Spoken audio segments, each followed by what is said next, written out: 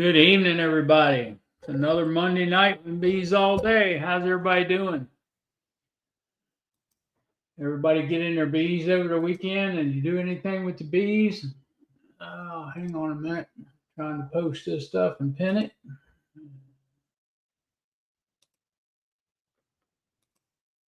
All right. StreamYard is pinned to the top of the chat button. So how's everybody tonight? Hey Clay. Hi Nancy. How are you? Sandy, you feeling better tonight? Rodney, Roy, Mike, how's everybody tonight?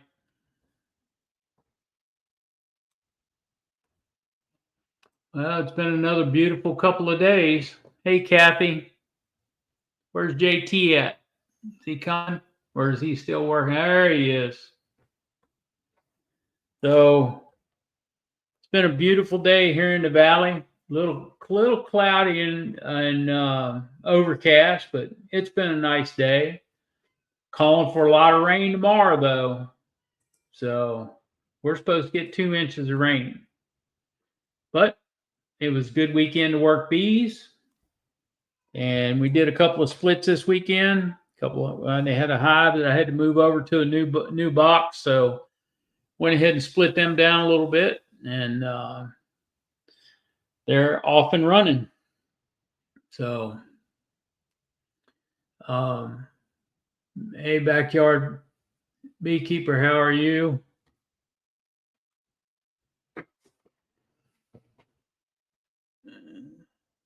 Rained all day there, huh? Yeah, it just started here. Hey, Chris. It's drizzly right now. It's not raining real hard. Hey, DC, how are you tonight?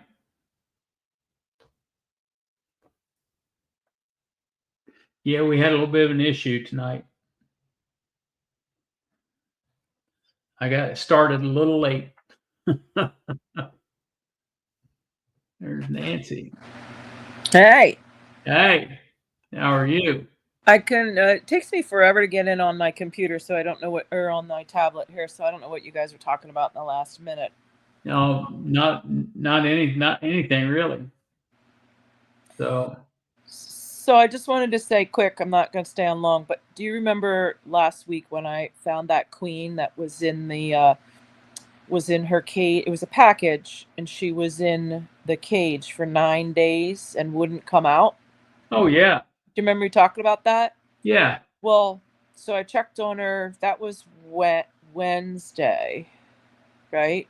And I checked today, and she's laying. She's running around. But I took pictures of the cage, and Yeah. I'm gonna try and share them here. So just give me a second. I think I can share them. Anyway, carry on, and I'll just figure this out. Okay. So yeah, I did have a swarm this week. So, yep, that was a little bit of an issue. So, but we got it sorted out. So, Right. Hey Pete, Bill Lee, how are you tonight?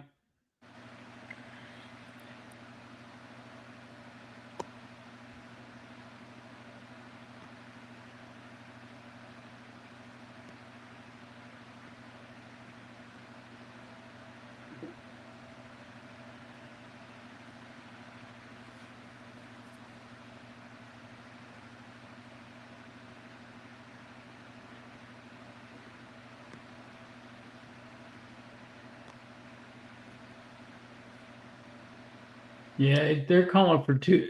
Excuse me. They're calling for 2 inches of rain here tomorrow. What are they calling for down your way, Clay?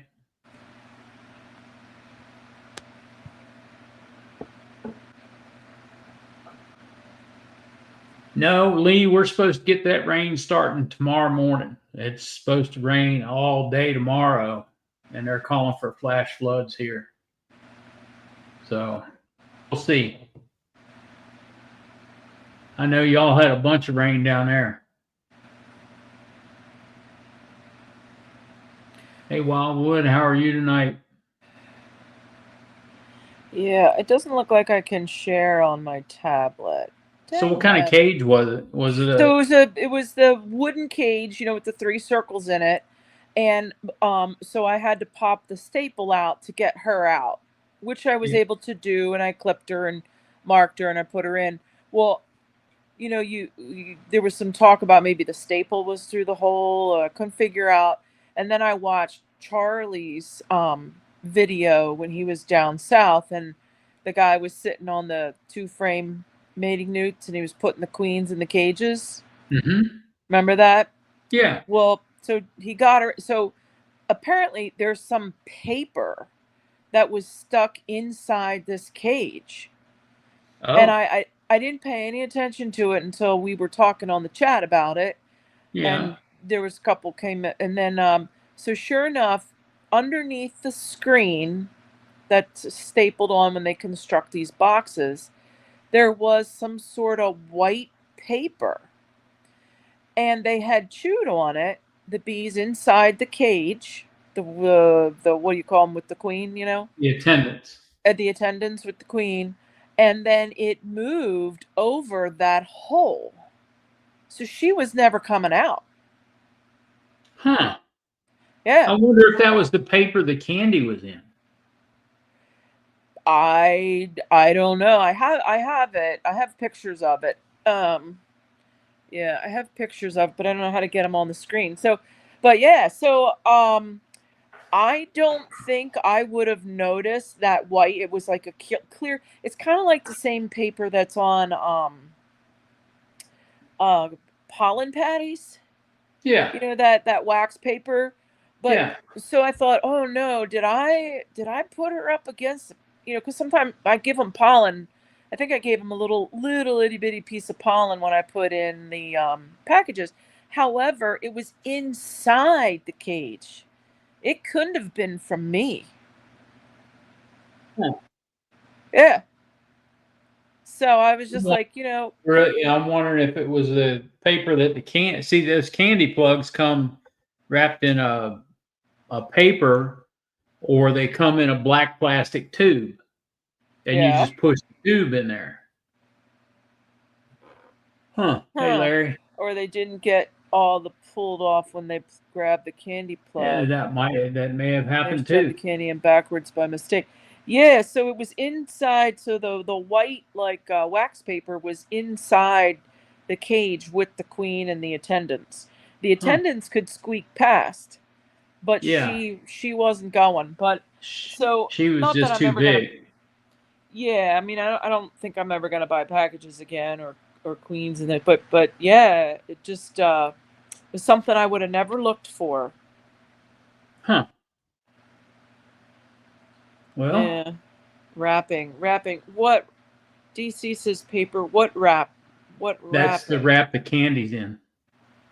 Oh.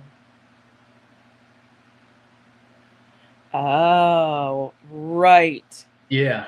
Right. So when they press that candy into that end. No, they don't press it in the end. They press it in the top, because it covers the end and the Yep.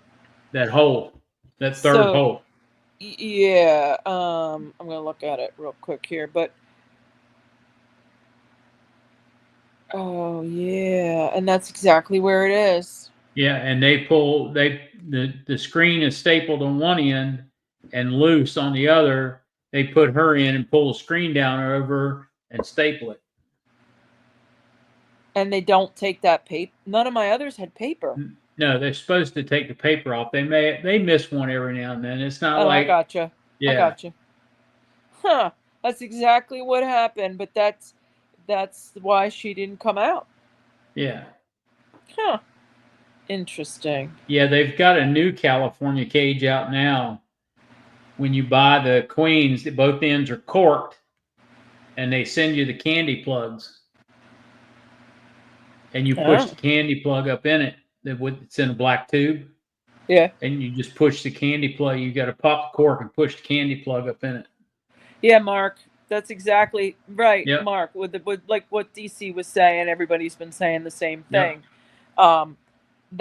That was that queen that was in the cage for 9 days and was not coming out, and I figured out why. I doubled back and took a look at that cage. I have pictures, but I can't bring them up on my tablet, so I'll show them another time. That's what it is. Yep, that's exactly what it was. So how'd your drone course go? You done with it? Oh no, it goes till September. Oh wow. Yeah, that's a long time. I'm not so I'm still doing the reading and the quizzes, but I'm not doing the projects, like writing about my drone.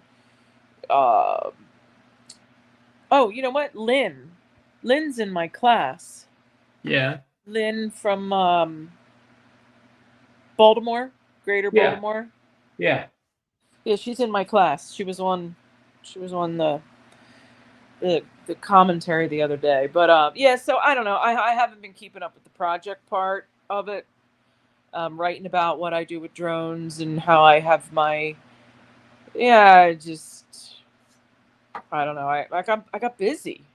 Yeah. Like I'm busy. You know, market started. I've got a mentee. I got my mentee from last year, and I'm still having to do all my other my life chores. Yeah.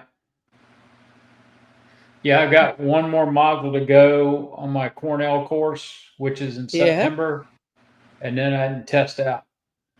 Oh, what's a module consist of? It's like 8 different classes in a module. Like a term, yeah. Yeah, and then you have quizzes at the end of each class, each class. Right. And then you have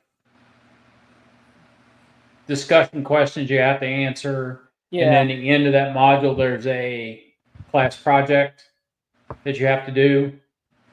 So, yeah. Huh. And it's an interesting course. It really is.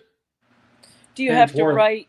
Do you have to write your what you do in your yard and how you do things and why you do things? And no, it's not in your yard. They give the discussion questions are based on the classes, and you have to do the research, and you answer the discussion questions in an outline format.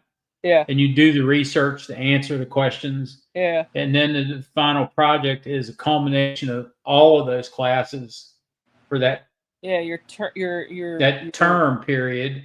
Yeah. And you have to write a paper or a outline or something that about the entire class period. Hi, Barnhill. Hey, Barnhill. So yeah, it's the writing part. I'm not a writer. I hate writing. I wrote for college, but hey, Kodiak. Oh, hi, Lee. Yeah, I don't mind doing the research and the writing. It's I hate the quizzes. Yeah. I don't test well. They're open book. So I use the quizzes to teach myself the whatever the chapter, the section we had to read. I have the quiz open and the book open, and then I don't keep notes on my apiary, which is odd. But I go into my colonies, and I have a general idea of what's doing what in my yard. But when I pop that lid, I assess that colony that day. I don't go backwards. Right. Where it was a week ago. I assess it from the now, what it needs now, and where it's telling me it's going in the future. And then I close it up and I go back in a week or 2 weeks or whatever. I get back in and I assess it from the day I'm in it. Yeah, I keep my notes on the lids. Yep. Yeah, I do a That little bit. Yeah, I do a little that bit of way I that. can go back and say, okay, well, last 2 weeks ago, this hive was here. It's here. It's improved, or it's gotten worse, or it's still the same. That gives Yeah, me some type of comparison to say, okay, dig a little deeper and figure out exactly what's going on. yeah. Yeah. Well, I end up taking my autocratover off, flipping it upside down, and using that to put my stuff in. Then I forget to look at the lid. Yeah. So, but I mean, it's still everything's new because it's spring. You know, I've only been in them like I don't know, probably 6 times by now. One of the new packages only 2, 3 times, but once she starts laying and she's queen right, they're queen right, and I'll just stack supers on. Yeah. I had a hive in the apiary, and Clay can tell you about this hive. He can attest to this. This hive, the boxes on it were no older than 6 years old, and they were falling apart. The Oh, finger joints were pulling out, and it was mm-hmm, just starting to collapse on itself. mm-hmm. So when I got down to the brood box, I figured out why it hadn't totally collapsed. Two of the frames on the right hand side of the box were holding everything up. Oh yeah, they were Did you they were did, against the bottom board. did you forget to put screws in the box? No, Oh, there why were were they? 3-inch deck screws in that box, Huh? and they were glued. All the joints were glued. Huh? Did it get extra wet? Like was the lid? No, it was all painted and sealed. Before Huh. I ever put bees in it, it was painted and sealed. Wonder why it fell apart on you. I I, I can say because it was from a certain manufacturer, and I'm not Oh, going to go into that, but right, right. Okay. yeah. It was So the quality. The quality wasn't there. quality of the wood. Okay. Yep. Yeah, you're right, DC. It rotted from the inside out, and when it got to the paint, it stopped, and then it just fell apart. Huh. Yep. It looked like so, something had pushed it off of the bottom board on one side, and it just collapsed on itself. Hmm. Yep. I run screen bottoms. My 5 frames have solid bottoms, but I don't like solid bottoms. Yeah, I run Um. solids on everything except for this hive. This was the only screen bottom board in the entire yard. Oh, well then that's terrible because I find if my solid bottoms, like I said, most of them are 5 frames. Um, they're sitting away. The water will get in there, and I know you lift them up in the back, and I do elevate even my screen bottoms. I do Yeah. put them up a bubble or an inch, whatever. I have a lot of wood, little pieces of wood laying all over my yard. Yeah, I take a door, or when you install the door, you got those shims, Yep. and Yeah, I then have them too. Yeah. I put shims under it until I get a quarter bubbles, because it only a quarter bubble because it Mm-hmm. only takes a quarter inch per foot for water to run. So, Yeah. Quarter inch per foot. I yep. thought, yeah. So So it's an inch per foot. yeah, Or wait. a quarter bubble on a level is a quarter Yeah. inch per foot. Yeah, I used to use that. Used to be on my golf cart, the leveler, but I eyeball it now. Yeah, I don't have to do it that. right. It's amazing as we get older as beekeepers, and we've been doing it longer. Yeah. When you first start, you're like, oh, it's got to be such Yeah. height. It's all this stuff, and then you're like, just put the bottom board up there and just shove a shim under the end of it, and put the bees on it, and go. It'll work itself out. Yeah, it'll work itself out. It'll work. It doesn't matter. The bees will still build comb. Oh gosh. This weekend was really super busy because we knew this rain was coming. So Mm-hmm. yeah.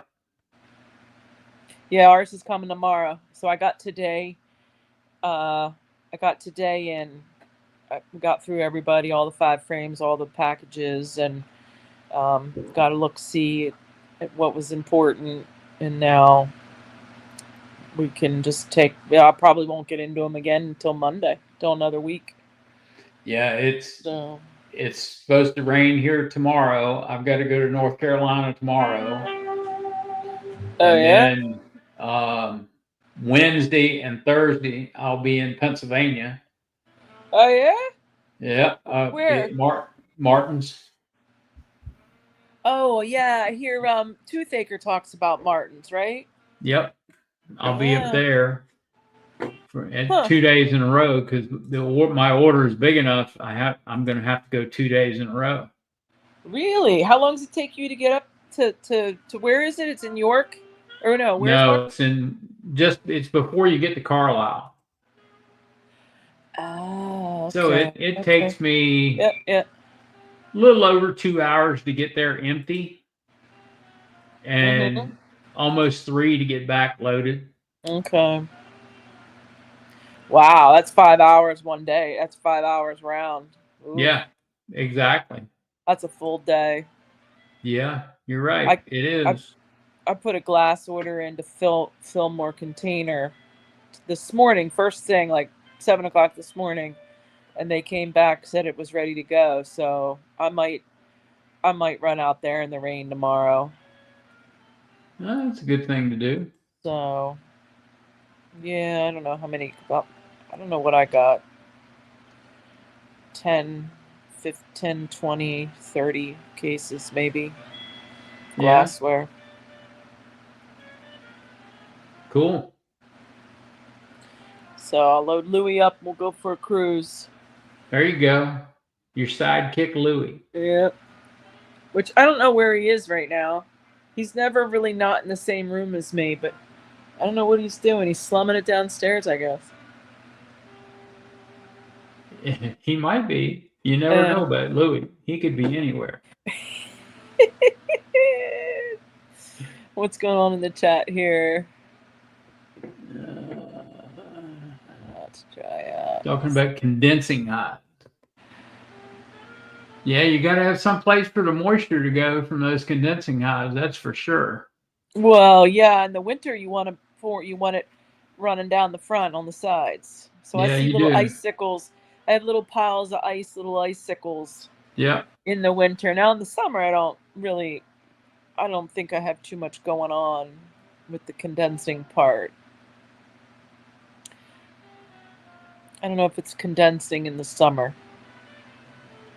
No, I don't think it's considered condensing in the summer because Yeah. the Enel hives are condensing hives, but in the summer, those vents in the roof act like your gable ends on your house. Yeah. They take the heat off the top of them. Is all they do. So Miller's is Miller's down at the Expo? They were last year. I didn't know. I didn't realize they were from Pennsylvania. Now the other thing is, do they have their own mill? Like, do they or saws? Do they cut? I don't know if they do or not, Nancy. I know that Martin's cuts his own stuff. Martin's, wherever you're going. What? Yeah, Martin's cuts his own stuff. He's got the frame end saws, and he's got all the saws. Yeah, we go to a guy named Ike out here in southern Lancaster, down in Nickel. What is it? Nickel something. Nickel Farm. Nickel. And he has all the saws, and they're cutting all the parts and pieces.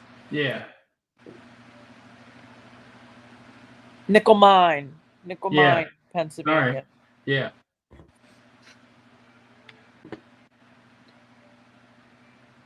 Rossman. There's Dennis Sherrill. Hey, Dennis, how are you? Oh, you're not late, Dennis. You're right on time. You get in when you get in when you get in. Yeah, exactly. Yeah, I have mine wax dipped, some of them, but I like the color. I painted my supers, and they're holding up just fine, just Yeah. as well as the wax dipped. So Yeah, I had talked to Will about coming down here and having a dipping day. yeah. Yeah. Oh, is his we're talking about him without him being here. Is his dipper portable?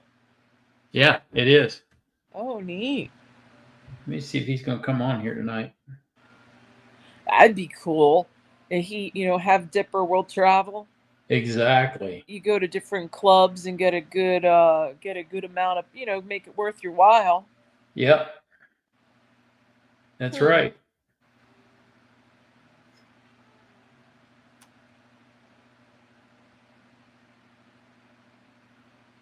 We have a guy, Mark Fajita. He's a beekeeper up the mountain. It takes me about, it's north of here, up heading towards Allentown, I guess, for the sake of the people from across the country here that are on. But man, he's got great wax. He'd tell me what the percentages are, but whenever I had new stuff, new equipment, I would go to him, and it just came out so pretty. He just had clean, his tanks were clean, his wax combination was pure, and you can see the difference now years later in my yard. His stuff still looks like new. The equipment still looks new. Yep. Yeah, I want to really, if he can do it, if he can swing it, I would love to get him down here next year and do a wax dipping day. Well, get 50 people with 50 boxes. No, I don't know, but get them signed up. Lure them down. Yep. Yeah, exactly. I mean, I can advertise it. I'm sure I'll get a bunch of people if you're gonna be wax dipping. Yeah, I'm sure a bunch of people would come. So, yeah. Oh, Stephen Rogers. Yeah. That's a new name. Mississippi Humidity. He's down there with. I just watched some Dirt Rooster videos. How's he doing? No, he looks fine. I don't know. The videos were from. I don't know. Oh, okay. Because he hurt his knee, right? He blew his knee out. Oh. That's why I asked. Last video I saw, he was on crutches. Wait. Well, is that recent? Yeah. Because I know he was on some sort of deck that was only about like 10 inches off the ground type of deck that's built on the ground. Yep. And he stepped through it and hurt himself, but that was a couple years ago. Yeah, he did something to his knee. Huh. Yeah.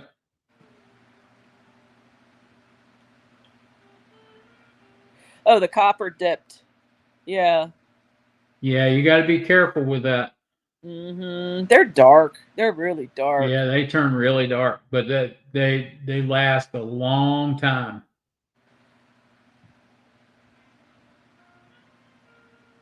So, do you remember down at the Expo in our welcome bags? You know, those yellow bags we get.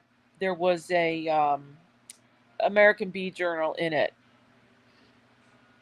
I don't know what month it was, but it was the ones we got at the Expo. And in that Bee Journal is an article on copper dipping boxes. Yeah. It's just coincidental that article was in that yeah, there was a lot of articles. Bob had a video on copper dipping. Yeah. Yeah, I can't. I don't need any more boxes. I'm going the other. I'm selling stuff off, but yeah, I don't need any. I don't need to go that direction. But yeah, in that free magazine we got in our welcome packet was an article on copper dipping. Yeah, see, the vendor didn't get that. No, you could have walked out and got one. No. Sure. Mm-mm. I'll get you one this year.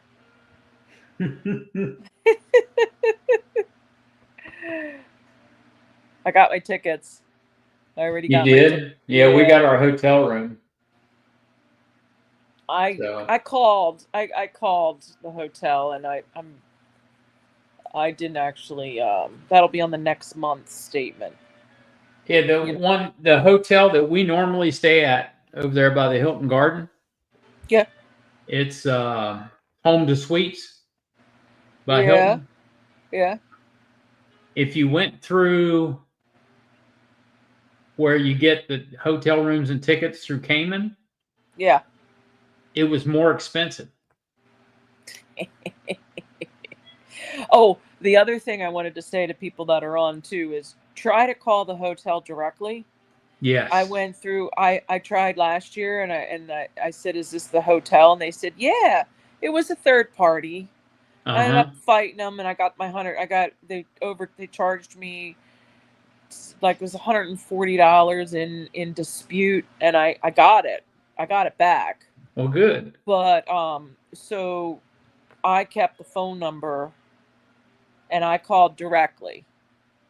Yep. And she had a Southern accent. Yep. So I just don't like going. That third party costs you more.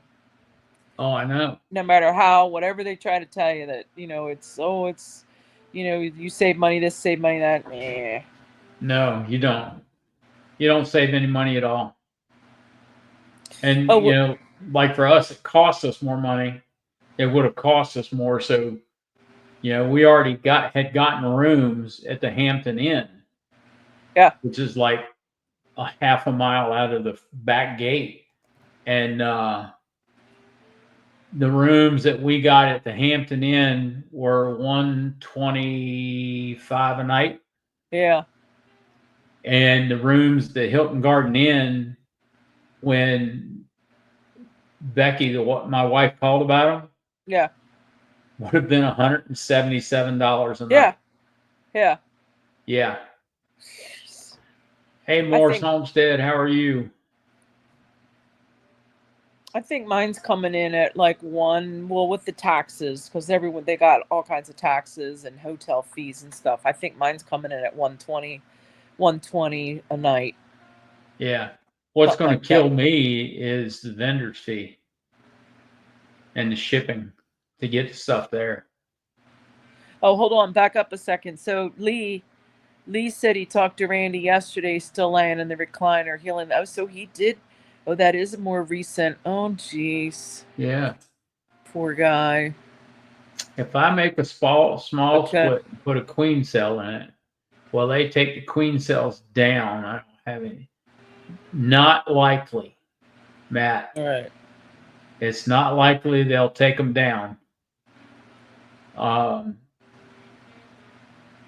It's they will take care of their own before they'll accept a stranger.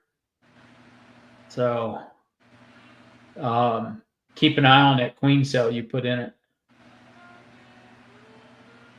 Well, you're gonna put an anchor frame in it, right? You're gonna put eggs, larvae, and brood. So if for some reason they do tear down that cell, or if there's a virgin in there and you missed her, whatever the situation, they'll make one then.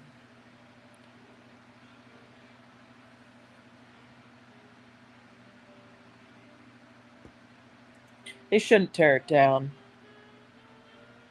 I just want to get away from. I'm not going to stay at the Crown because I want to get away from the crowds. So yeah, I see those people all day long. I don't want to see them at night too. So, well, I stay over at True by Hilton, which is right next to the Crown. Yep. Because I used to walk around the back. Yeah. Hop in Randy's truck and go over to work, and but it's nice. It's just simple. They have a big breakfast in the morning, which gets you carry you all Yep. day, and Yep. it's just a simple room, and yeah, it's just nice. It's real nice. Yeah, over there at the Home to Suites, you had a full size refrigerator. Mm.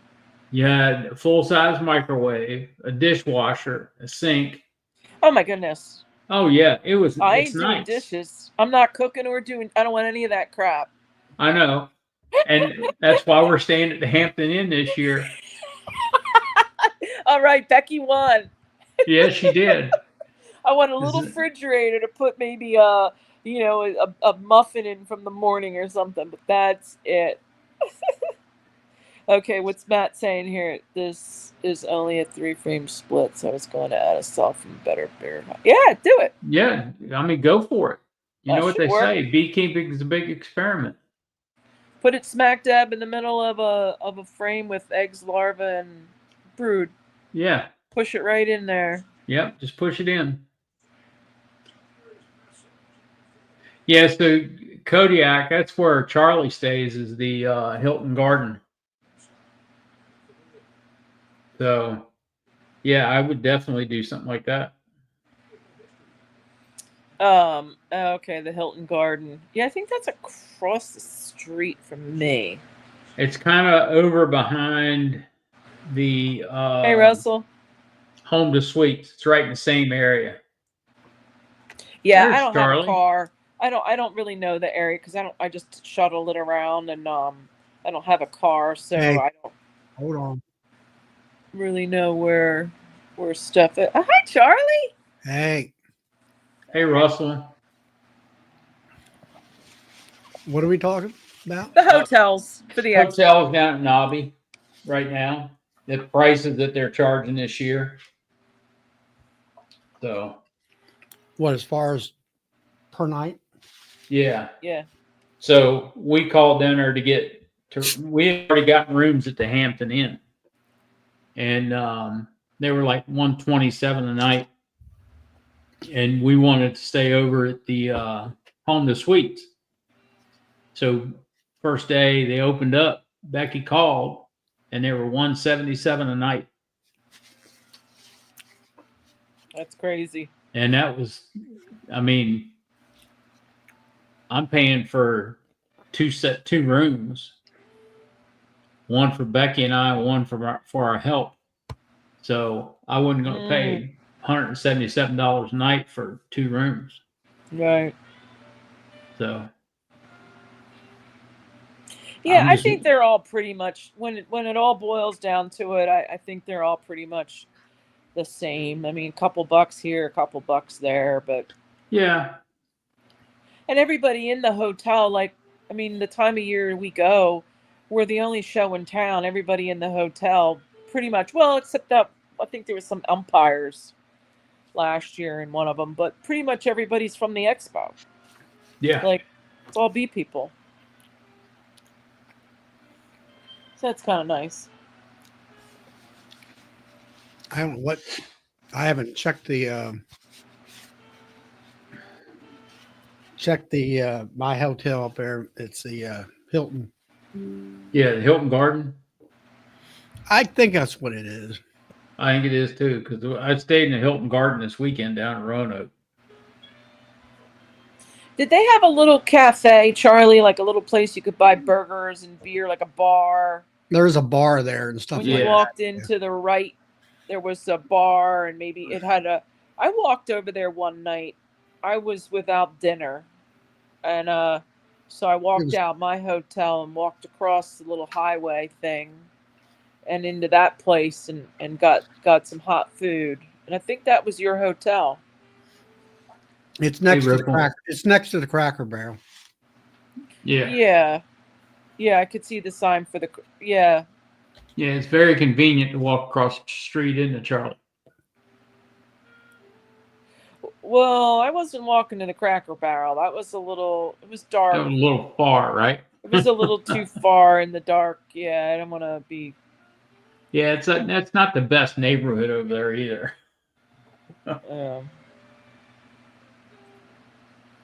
Yeah.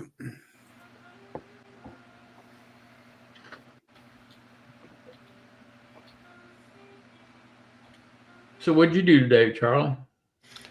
I worked all day. I just, I'll have to look at this later. Well, we were busy with the mill and all that kind of thing. And, yeah, that's pretty much it as far as sold a bunch of honey today. So Yeah. Oh, did you? bottled up a bunch of honey this evening. I would have got here a lot earlier, but I ordered a sub, which is the place I can walk to, but they're blacktopping the road out in front of me here, and I didn't think about it. And they had, it was just all I had to do like a 6 mile round. He said, "You can't make a right." I said, "Look, my house is right there." Yeah. Nope. Okay. All right. I'm gonna go around the block, which is about 6 miles, and come back around in order to get to my house. So, anyway, now let's see. What did I do? Well, over the weekend, Saturday, I went through all my hives, and Saturday afternoon, I set up my cell builder, a queenless cell builder, and I grafted, and they should be ready this coming Thursday. As far as my cells should be capped to go into the incubator. So hopefully, it's supposed to rain for the next few days. Hopefully, I think we'll get a break in the weather Thursday, and maybe I can do a video of, I'll say, the reveal of whether I have any drawing queen cells. Yeah. I grafted 30 cups. So we'll see. Yeah. Ripple asked, we were having a flow here. Yeah, we're having a good flow here. It's on. So. Well, the locust is starting to get a little dingy looking, but the poplar is on. Poplar's on. And all that. But yep. Blackberries are out. I don't know much about. We don't have too much of that anymore. Yeah, raspberries are coming right behind them. Hi, Keith. Spillman's on.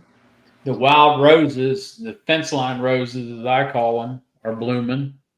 So, yeah, we've got a good flow on right now. All my bees are dragging in nectar left and right.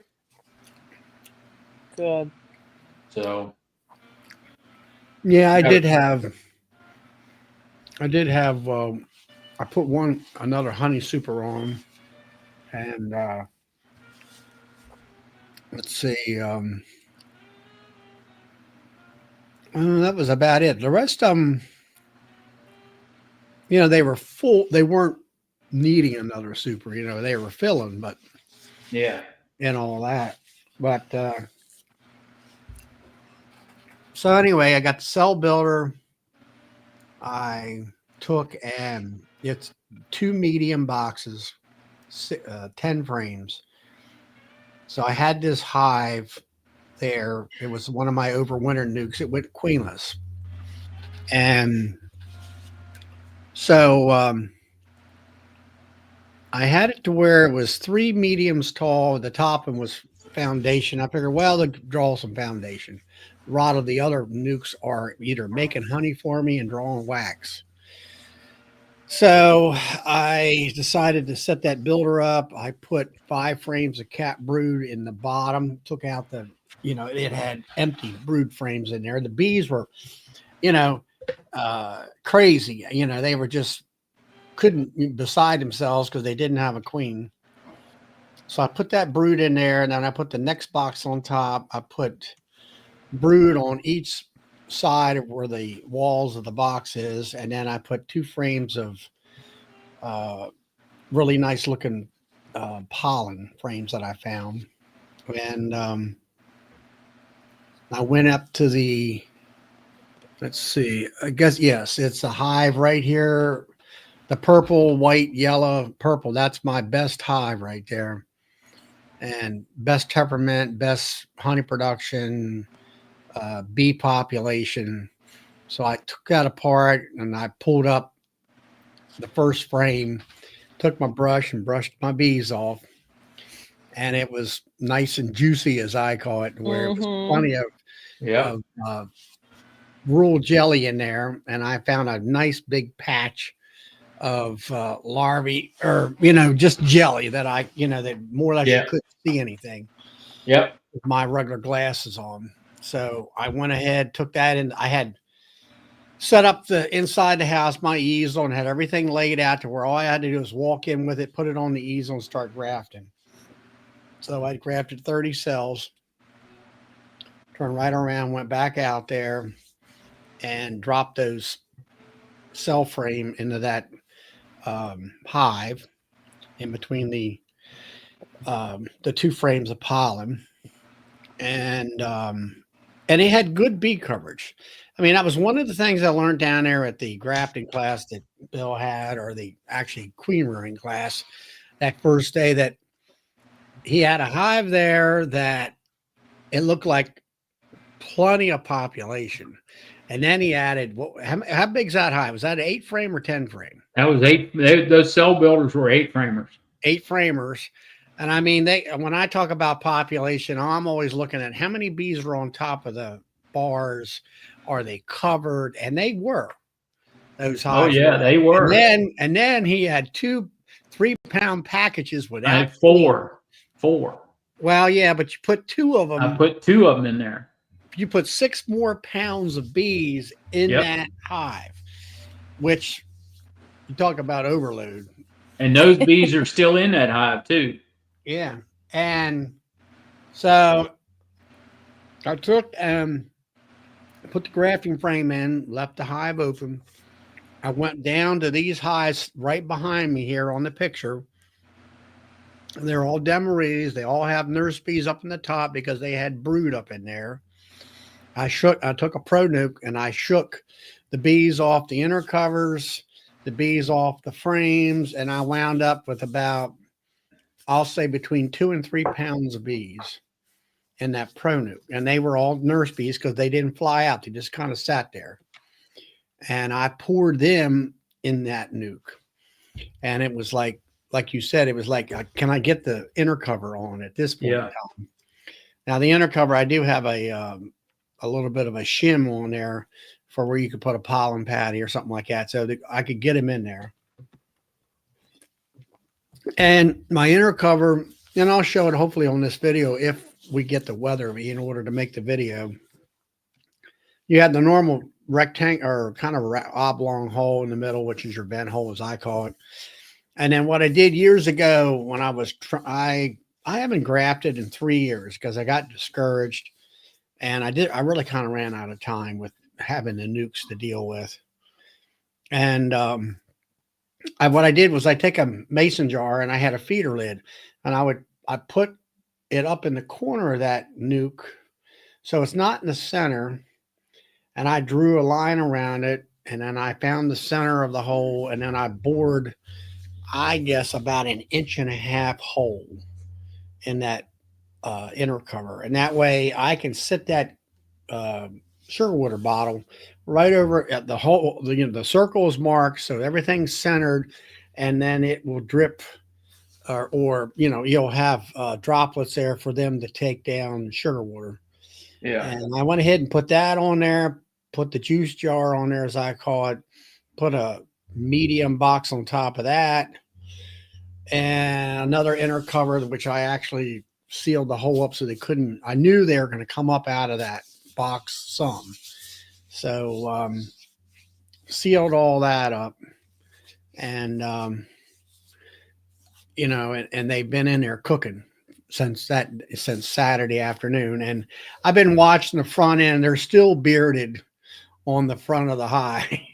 Well, I mean, not heavily, but they're on the front porch. And like the next day I went up there, which was Sunday, just to look, and there was a small handful of bees kind of underneath the landing board. But now they're just hanging out the front. So there's plenty of bees. Yeah. So I did go up there today and check. I just kind of pulled the lid off to see whether they didn't take all the sugar water, and they didn't. But there's bees on the inside of that, a protector box, I guess you call it, of the sugar water enclosure box. So they're hanging out the front. They're hanging up on top of the inner cupboard, about that deep. And I'm like, okay, I got plenty of bees in this box. Yeah, you do. So what did Clay? I seen Clay going pretty.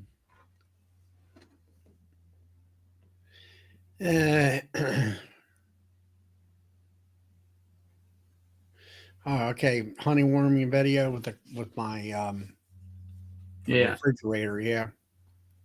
Yeah, it does a good job. Does a very good job. And I can put 3 buckets in there. And one thing I did do is I went and got a fan off the Amazon. It's just a small little 6-7 inch fan. It keeps that air flowing around, and that way the buckets on the bottom are not as the bucket sitting on top of a bucket always gets hotter than the one on the bottom, but it kind of keeps the area completely even as far as heat and everything. Yeah. So that's what's happening. That's what's happening in the bee yard. I'll put it to you that way. Yeah, you remember that? I call it my leaning tower piece. You remember that blue hive that was leaning when you were here? Is that in your yard? It was collapsing on itself in the yard. Yeah, kind of. Yeah. Yeah, we put it in a new hive this weekend and did a couple splits out of it. And let's put it this way. The splits, when I finished, they were 8-frame, put in an 8-frame box with a 2-frame feeder. And the splits were overflowing with bees, and the hive is still overflowing with bees. So that was a super strong hive. Yeah. Now, was that mean hive or whatever? Yep, that was the mean one. So they've calmed down quite a bit since I put them in the Enel hive. They've calmed down a lot. Wonder why? I think it's because they felt, evidently they must have felt like something was messing with the box and kept moving it, trying to push it over or something. But I think they feel more secure in that box because it's not going anywhere. So yeah, just I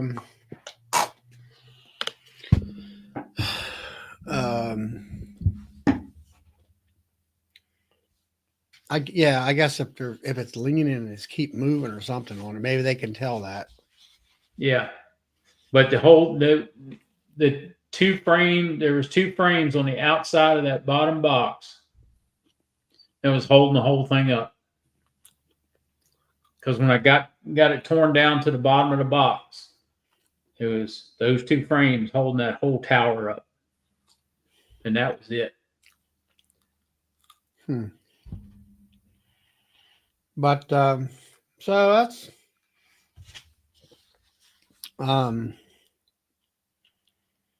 that's pretty much it. I mean, other than Sunday, I went up to the local VFW, and the band that actually friends of mine that played on the Grand Ole Opry were playing yesterday.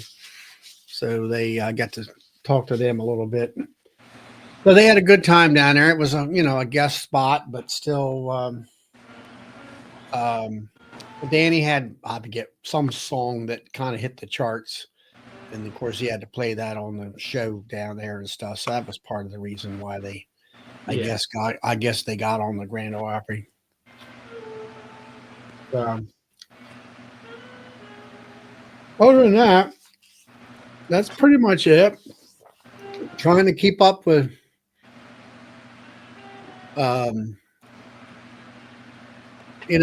really after I got back from Georgia this past Tuesday night, I guess it was. And so it was kind of like a catch-up situation where getting back into the hives, making sure, demories were done, Yeah. checking everybody and that kind of a thing. And I had installed some queens, and yeah, they're one I actually just walked her in, and she seems to be there. I seen eggs. I didn't see her. I was trying to find her, but I didn't see her.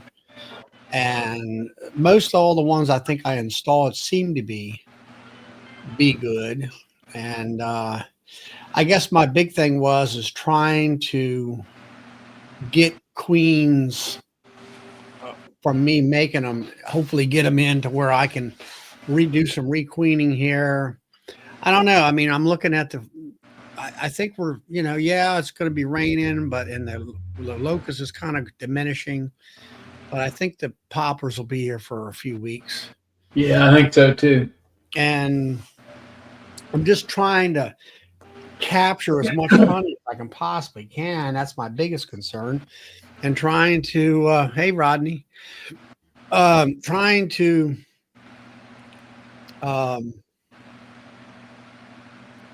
get my hives back up to speed the way I like it.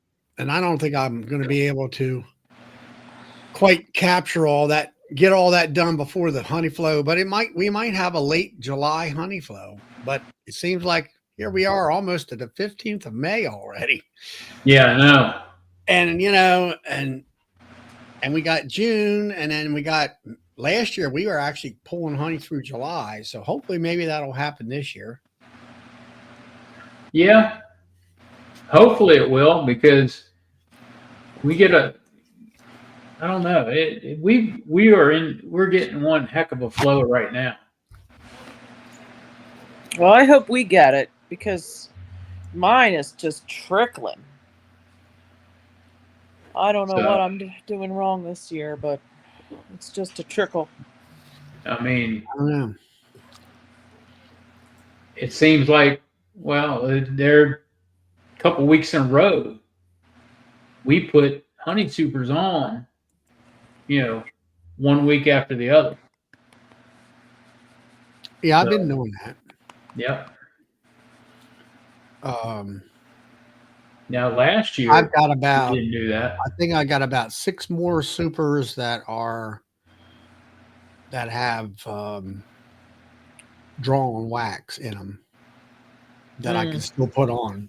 And I had one hive here where it was a hive where you had the demery, you had your brood frames here, and I've been putting in foundation where they've been drawing it out and stuff. And I had some of them there where there was a couple of frames that actually they were packing honey in there pretty darn good with a little bit of capping on the top. So I'm like, okay, this, I checked the bottom super. Yeah, it needs a super. So I had an extra box there, and I had some of those frames where the wax had been drawn out pretty nice. And I went ahead and put some of that honey that was actually in the comb in a box, and I kind of gained a super of drawn wax here and all. And I've got a nuke out there that's it's just pulling wax and packing honey in there. Yep. And all that stuff. I said, well, that's a nice one. And so that's the kind of, what's kind of happening. I think because we had a little bit of rain, kind of knocked things back a little bit here. And of course, this week it's supposed to rain. What's tomorrow? Tuesday, Wednesday. Yeah, Tuesday, Wednesday, Thursday up here. Yeah, Tuesday, Wednesday, Thursday here too. And it's supposed to be nice for the weekend, so we'll see. Supposedly. Well, that's going to wash everything out. I hope not, because our flow is going really good. Doesn't the plant, the tree, the bush, the plant make more nectar from the rain too? Like it washes it out, but doesn't that allow that plant to create more nectar? I don't really know much about that. It does. It washes out the pollen, but it allows that plant the juice, so to speak, to run to right, make more nectar. Yeah, the rain. Well, I'm hoping it's kind of a double-edged sword. Yeah. We Yep. need the rain to make the hay grow in the hay field, which we had some really nice rain here a couple times, and it's really helped the hay fields out for my son. And so, I mean, this next rain, which will be, depending on how much it'll help out on that part of it. And then I'm hoping, like I say, the nectar flow will come in, and I don't know. I'm always scrutinizing now. Dennis got 8 inches in 4 days. That's a lot of Yeah. rain. It's a little bit too much. Too Yeah, quick. we're supposed to get 2 tomorrow. We're supposed to get 2 inches. Yeah, my son put a rain gauge up. We got a little over a half of Yeah. inch. So how tall is the hay in his hay field right now? Huh? How tall is his hay in his hay Yeah, field? I don't know. It's 2.5 Knee-high? feet, 2.5 feet, maybe 3 foot. It's not up to your chest like I usually like to see it. He got his new machine out and got it all hooked up to his tractor. I said, "What are you going to do? Cut some hay?" And he said, "Well, it's almost ready to cut." And I'm Yeah, like, mine's almost up to my hips out in the hay field. So it won't be long before we start cutting. yeah. And I don't know. Like I say, I get this urgency in me about, like, I'm not happy with my queens, Yeah. and I'm wanting all my hives to look like the ones behind me there, and they're not.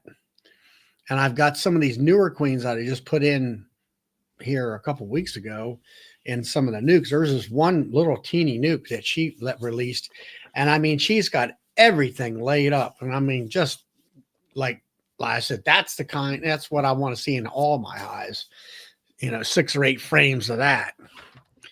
And so I don't know. It's an experiment in processing. I said way back a month or more ago, was it due to the cold weather for those hives in the back air exposed to the cold weather compared to the ones here that are kind of behind the building? And I say no. They are just not a bunch. They're just not producers. The queens are failing. They're not failed, but they are slowing down because they're 2 years old. Yep. And then there's those ones that are exceptional. Here, these 4 are exceptional because they are 2 years old, but they're still kicking it, Yep. So it's like a friend of mine. It's a crapshoot. He says you could have a 1-year-old and it's great, and then the 2-year-old's no good, or you can have a 2-year-old that's good, And then a 1-year-old that isn't worth a damn. Yeah. So it's like sometimes he'll say, yeah, it's like buying the doggy in the window. You never know. Yep. You never know.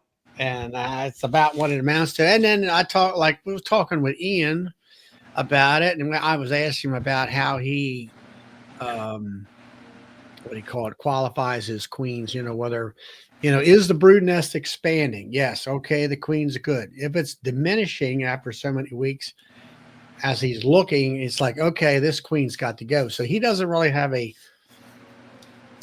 queen replacement program like in all queens are replaced by, this date or any kind of he just replaces the individual hive depending on performance and things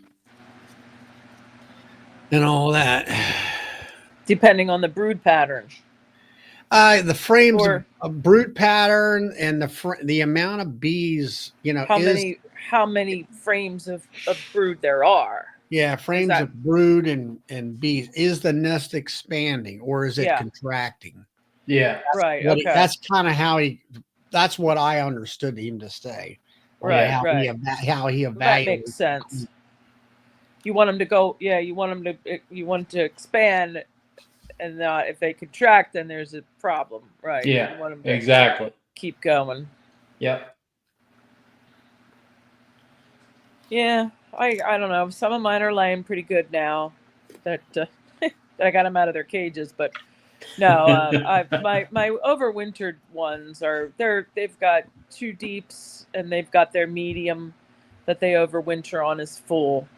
But then they haven't gone up into the supers for me yet. But I mean, the new ones are laying real nice. That's good. So starting. So it's just, yep. Yeah, So that's real good. all right, I'm gonna head off. All right. I think Good I'm night. gonna have a chat this Wednesday because it's gonna rain. And then next Wednesday, I have like 3 yards I have to check, due to queens and virgins and all that. So the timing just ain't. So I'm probably gonna do a chat this Wednesday, and then not the next Wednesday, the 21st. So Okay. All right. Well, all right. Well, I'll see. let you know when the rep from Hive Alive is going to be on. Oh, Dara. No, Oh, who? his name is Bob. Oh, cool. So I'll let you know when he's going to be on. Yeah, I love that. I love Hive Alive. I love it. I've been using it for years. So, Yep. but all right, guys. I'll see you Wednesday Okay. or whoever. All right. Bye. Good night. Night.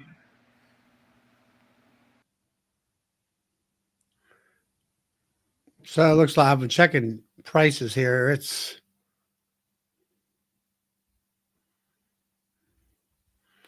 about $150 a night. That's not bad.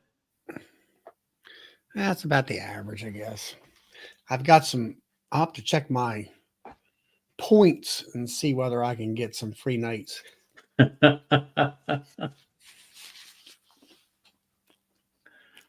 Your Hilton points. Mm-hmm. Yeah. This year it cost me. The year before that it didn't cost me. So I get a free stay maybe every other year, depending on how much I use my card. Well, that's not bad at all. Well, I look at it this way. It's like I just paid off one of my insurances, a house insurance or car insurance. And I'm like, I got to thinking about it. I said, guess what? If they want to screw me over the darn insurance prices, they're gonna give me free nights because I'm gonna run it through my Hilton card before There you go. I run everything through the darn Hilton card and get free Yep. nights. And all that kind of stuff. So I'm real tickled. I mean, I feel confident in the fact that I think my grafts will, as long as they, are accepted, I think I'll do well. Yeah. I definitely, I got the cell builder part of it tuned in. That's good. I know.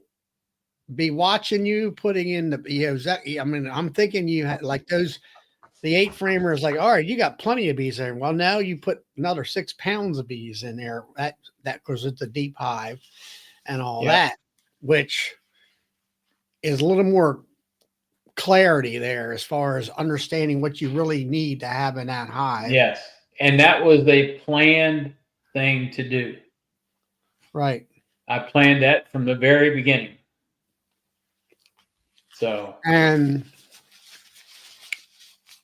now when it came to grafting, I've been grafting, for the, I haven't grafted in 3 years, but I still have my touch.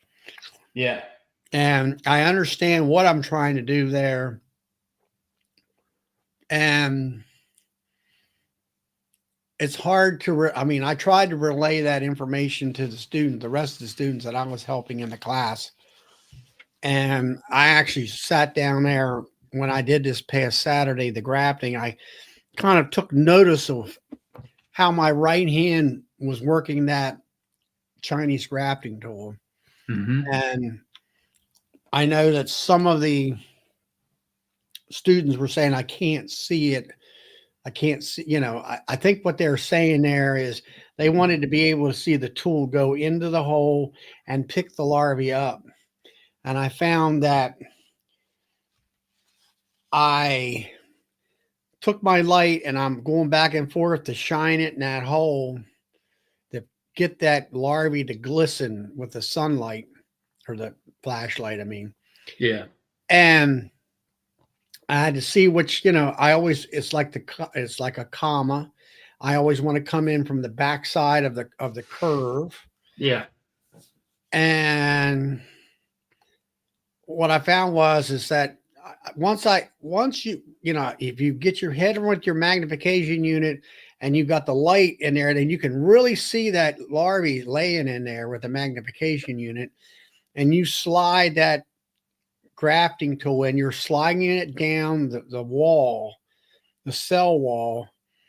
At that point in time, you really can't see anything. And I found out that a lot of people want to do hold the pin like this and with the press like that. And it's like, no, all it is like you're darting.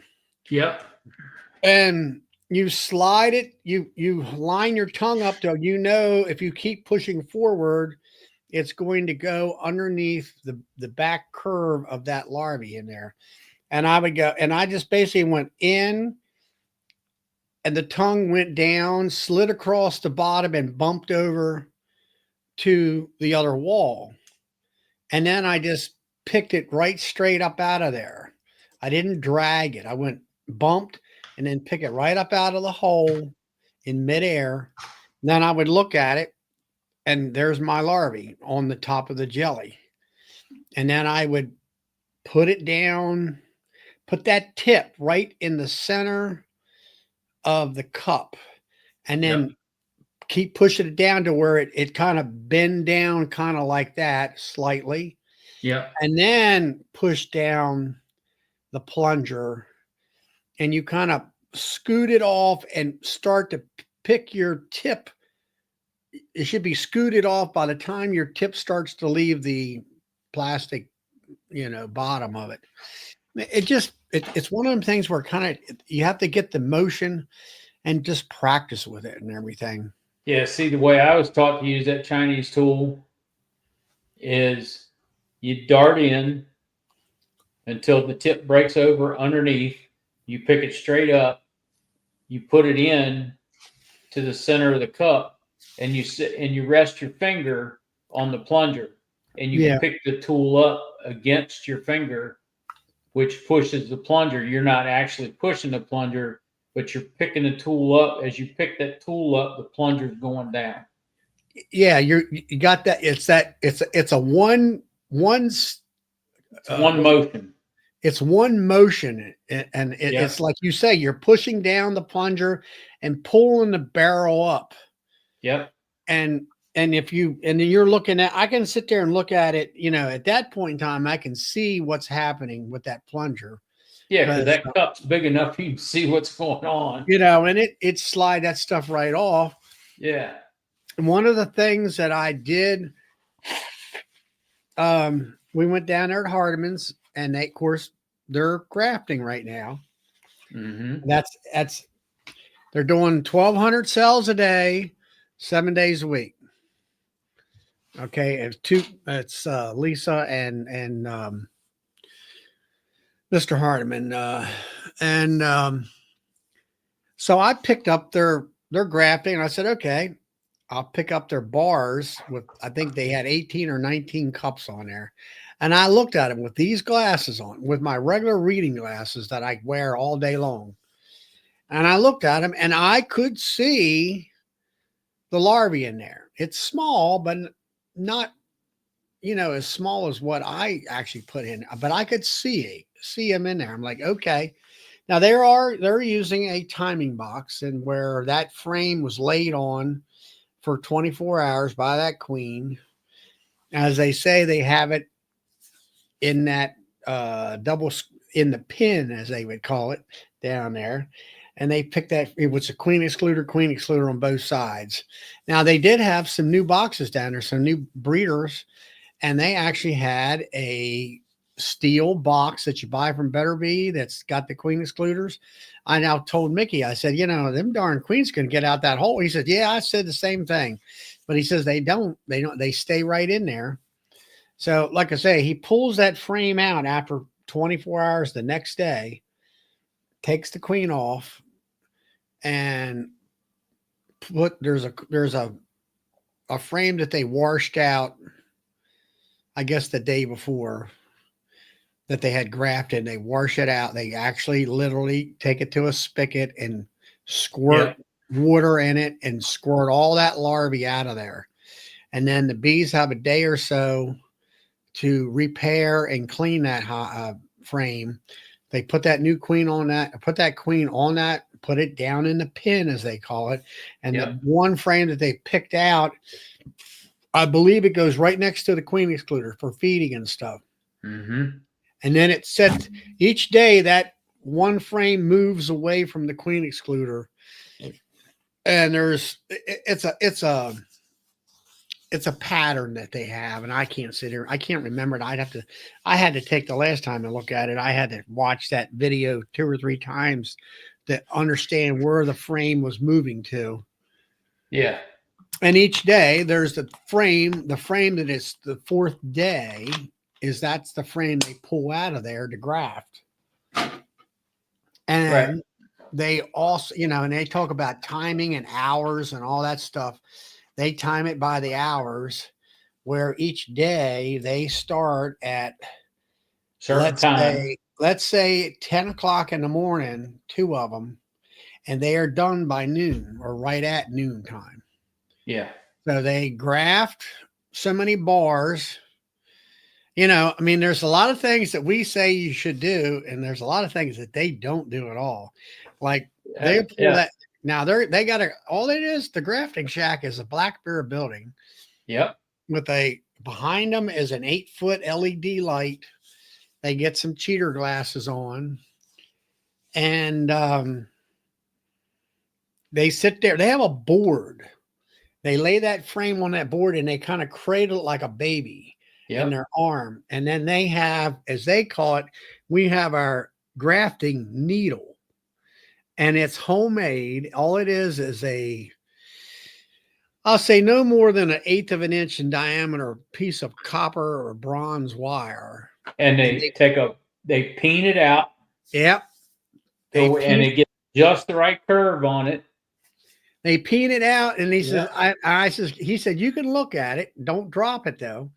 And I looked at it, and I had to get it to shine in the light. And right at the end was this little hook like my finger. Yep. You could barely see it. Yep. Barely see this little hook. Or at least I couldn't. And they're going in there. They break the wall down, and they go in, and basically it's like a German grafting tool. They're hooking the larvae. Yep. And bringing it out. Now, prior to all this, I forget, here they got bars of cups. Well, they'll take and bust open 3 or 4 queen cells, grab the larvae out of there, put it in this little, it looks like a little glass jar about kind of like facial cream would have came in. I think that's what it was. They put the rural jelly in there. They take and get some bottled water, or basically just water out of the spigot, put a little bit of water in there, mix it up to make a slurry, I guess you would call it. Then they have a stick. Yep. It looks like about the size of a pencil. Yep. With it's tapered with a little rounded end. And they go into that jar, come out, and they go in, out, and they're going to the cell cup. It drops a droplet of that jelly in there. So they're priming all them cups. Yeah. And then they hook those larvae and then lay them into those cups. And I've got it all on my videos, trip to Georgia video, a playlist. And they can, a couple hours. I mean, they're doing 18, 19 cells in about, I don't know, maybe 2 minutes at the most. Yeah, they've been doing it so long. They're going in, down, in, down, in, down. And then he showed me, 1,200. There's a tabletop full of bars that have been grafted and went through the cell builder. And Well, they had the cell starter. Cell starter that goes in for, I think it's either 12 hours or 20. I think it's 24 hours. Then the next Yeah. day they pull them cells out And of put them there, in a finisher. and then they take them where they have an area where they're finishers. There's, Yeah.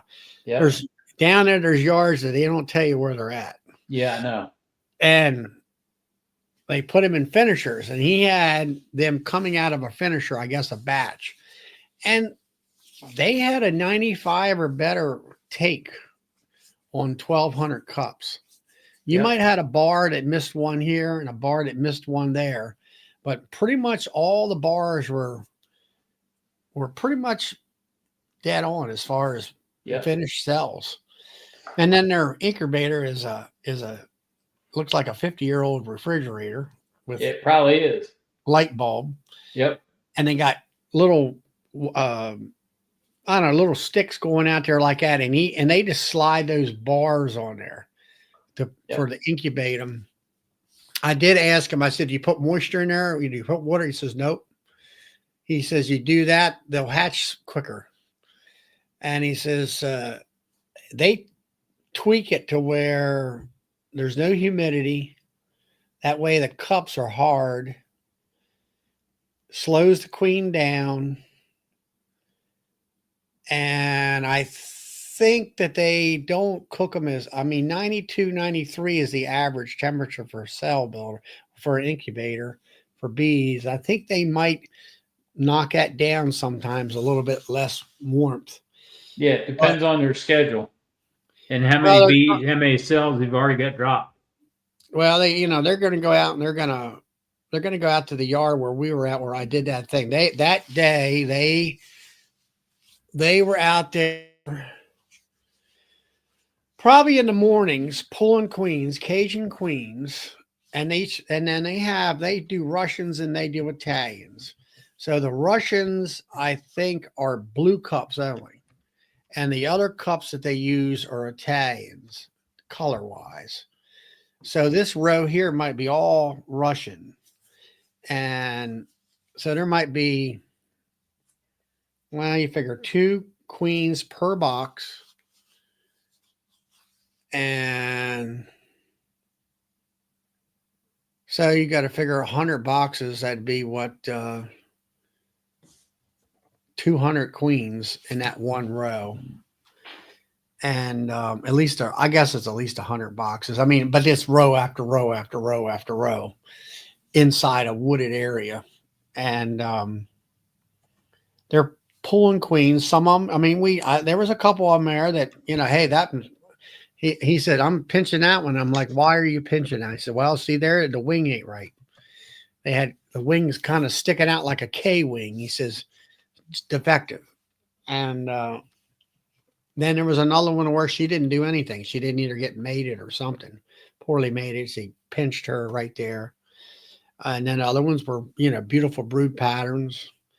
And then he went over to the Italians. They really put out the brood patterns. They were solid frames, little teeny frames of brood. And then he was showing me there's a canvas that they use to sort of like, it's canvas, but it's kind of translucent, maybe because it's so old. And he says, see there? I'm like, see what? He says, see where it looks like comb on the bottom of this? He says, yeah. He said, that's the problem. He says, even these cell or breed, or what do you call them? Breeding boxes, mating boxes, they'll actually gather nectar if it's around. Mm-hmm. And they raise it up, and here's all this darn burr comb full of honey. Yep. And all that. And they got to go through and try to work through that in order to get down to where the queens are at and stuff. And each one of them has a teeny little feeder. And then he was saying about that. And then there was another problem of it is they actually would put burr comb down into that little feeder, because these feeders are homemade. Everything in there is kind of homemade. Yeah. And so they would have trouble finding the queens sometimes. And they said, she's down in that feeder, and they keep beating the darn feeder out and getting the bees to come out of the feeder. because there wasn't really any liquid in there because it was all gone. And then when they did fill that feeder up, they would only fill it up partially away because there's a flow coming in. So they didn't want them to draw a whole bunch of comb and stuff. And then they would have, I says, okay, this hive here was, let's say, queenless. She didn't mate. Well, the bee population is going down. Well, then they'll talk out to the other guy and say, hey, you got a frame of, like a solid piece of brood frame, that's capped off.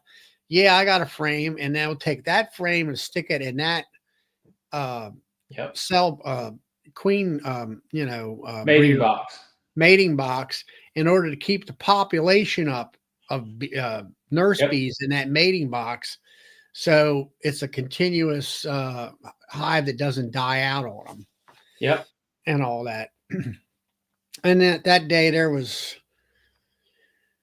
4 of them. I mean, they're having the biggest problem they're having is like everybody else's help, trying to find help. He was complaining about some of the, there was a couple people that didn't show up for work. And, they have to have the queen's catcher. There's the queen's catching side of the business. And then there's the shakers that shake bees. What it amounts to is they're picking queens today for the shakers to use tomorrow.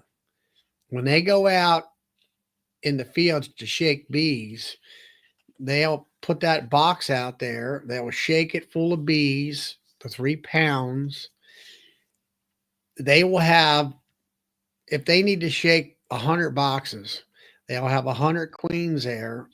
So they can go in there, drop that queen in that cage into that box where they shook the bees in, put the juice jar in, because they do all that themselves too. They have a machine that actually, you put the corn syrup in there, and then it's like in a canning house. You put the lid on it, and the machine actually seals the top of it.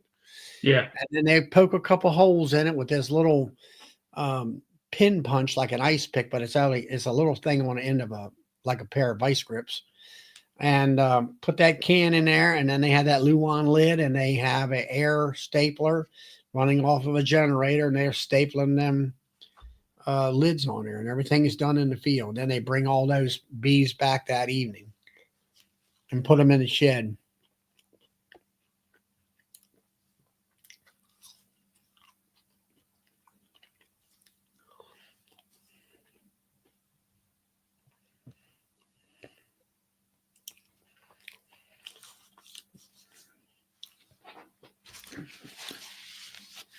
So what do you say, Queen Bee? 93?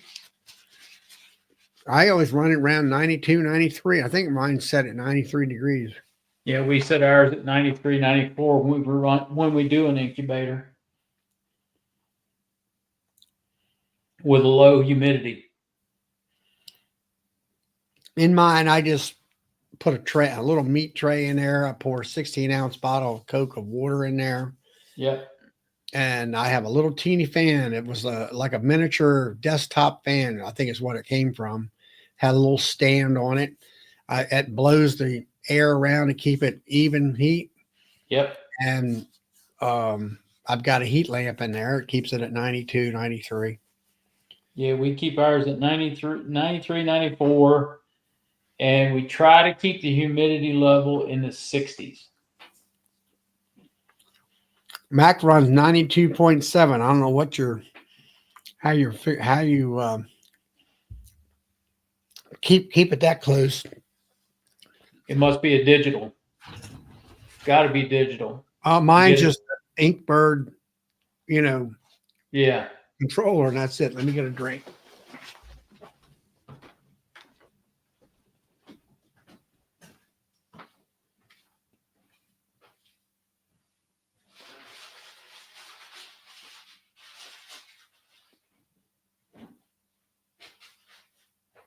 Half degree.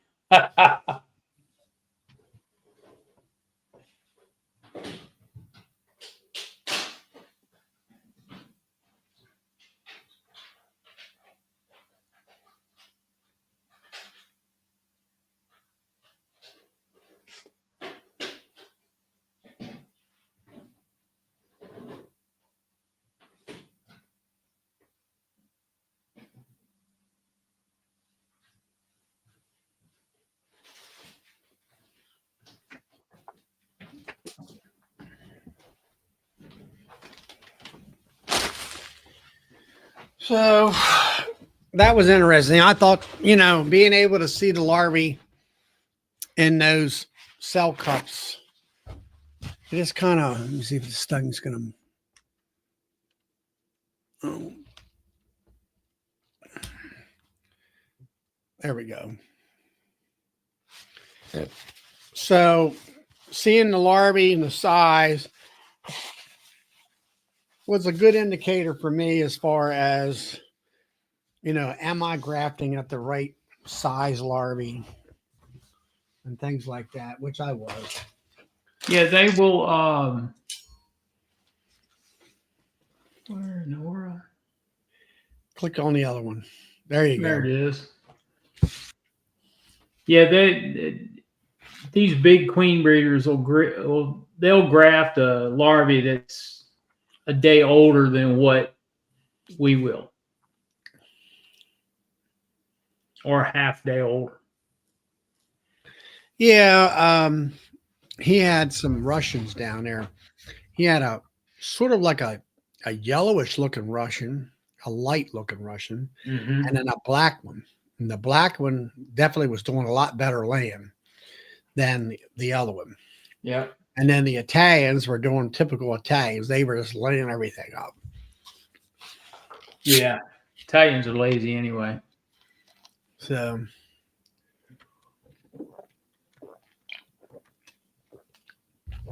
anyway, I always learn something. But that was my last trip to Georgia. My friend has decided to retire from package bees.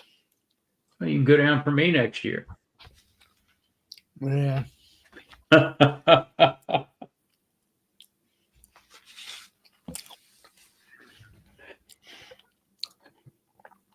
No, it was enough for me. I've done it for about 10 years. We started out going down there twice a year, about a week or two apart. And we'd bring up about 800 boxes. And then it got down to once a year, about 400 boxes. And then here lately, in the last 3 years or so, it seemed like it kept dwindling down. That around at my area, people were getting more into nukes and less package bees. Of course, that all depends on the clubs. Whatever the clubs say, they're pushing packages or they're pushing nukes. Yeah.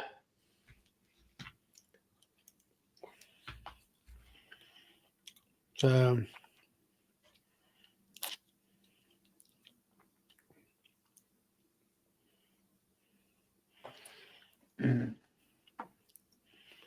well, when it comes to DC, you have never got a package. Well, that's fine. Actually, you're way better off getting a nuke.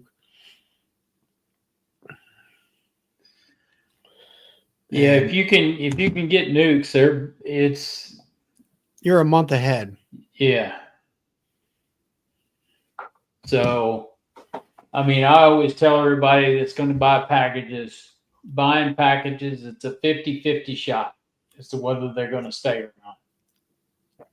I try to encourage people to buy nukes, but then when they go out and they look at the price of nukes compared to the price of packages, they change their mind. They come back and get packages. So, well, yeah, but I mean, an average nuke around here is $200. Yep. And a package, I don't know, what is it, about 130, something like that? 140? I don't really know. So Roy, most of your bulk bees, if you buy bulk bees or quote unquote package bees, they're in 3-pound packages. That's what most of your sellers sell them for. And the queen is caged inside the package.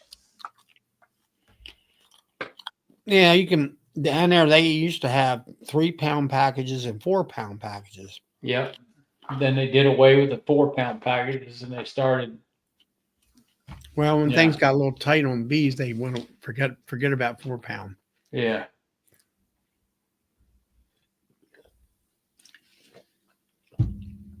Now, something that most people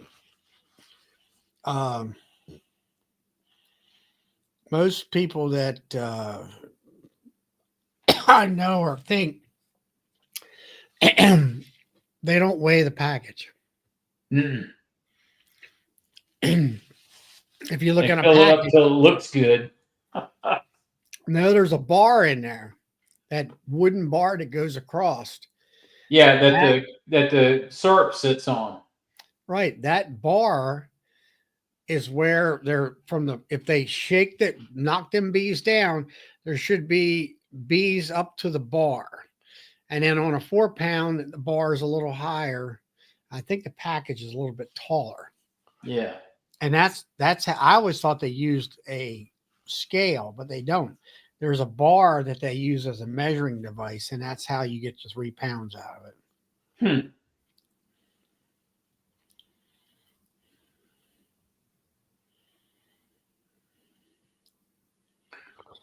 Yeah. Didn't know that.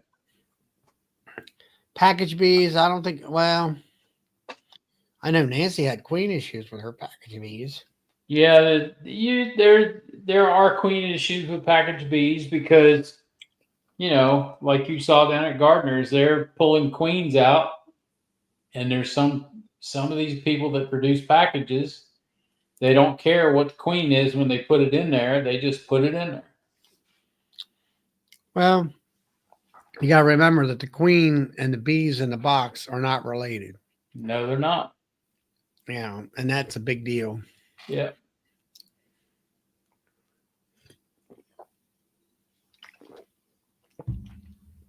So, it's like anything else. I put mated queens on some of these nukes out here that they were nurse bees when I put them in there, and they're still laying. Those nurse bees stayed right there. They didn't fly back to home. Yep. And that queen they didn't like that queen. They killed her. Yep.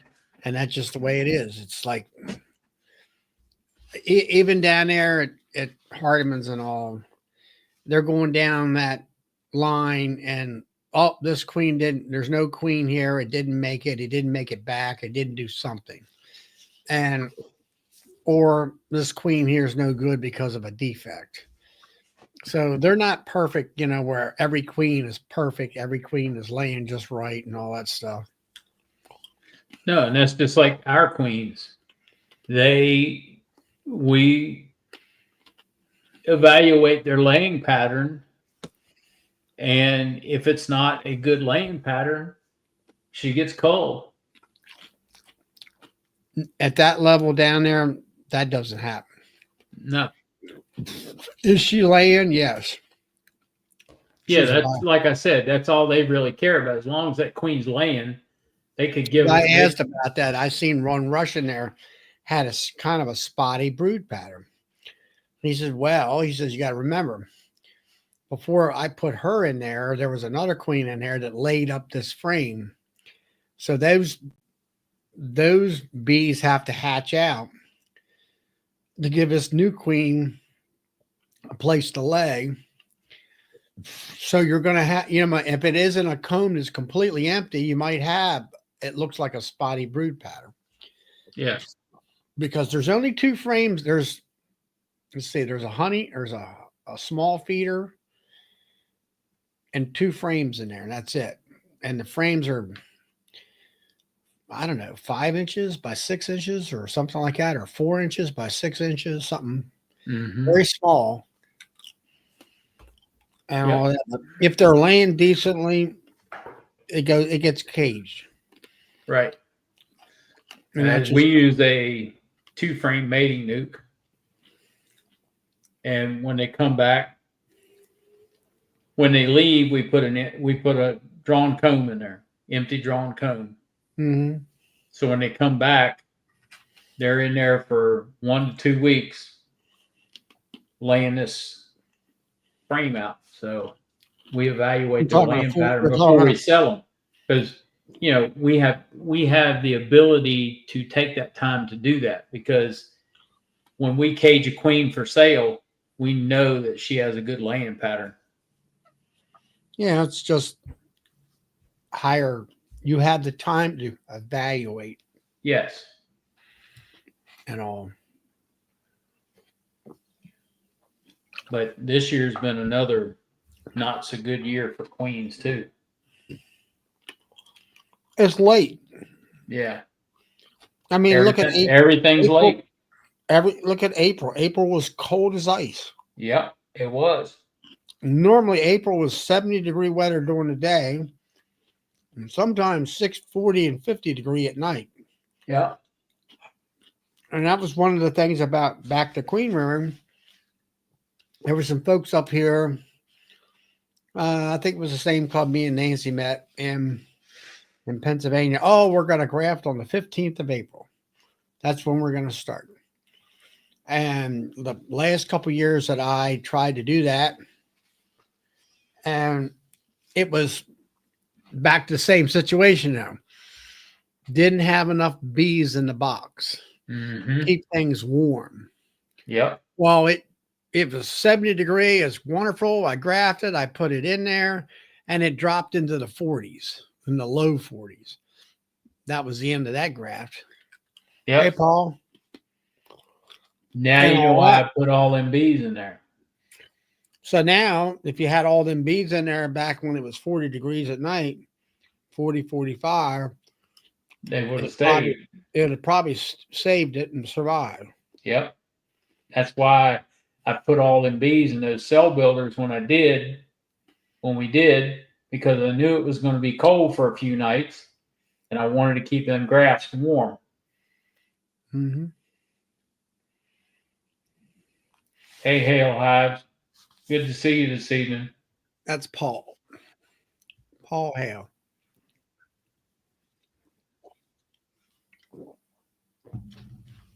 So, yeah, it's like I say, that's where understanding the amount of bees that you need in a box.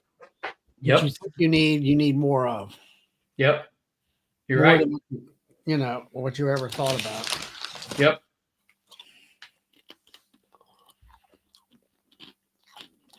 And as far as, and for me, I got a phone call from Peabody, Ryan Peabody, it comes on, and he did some grafting. I said, what did you do?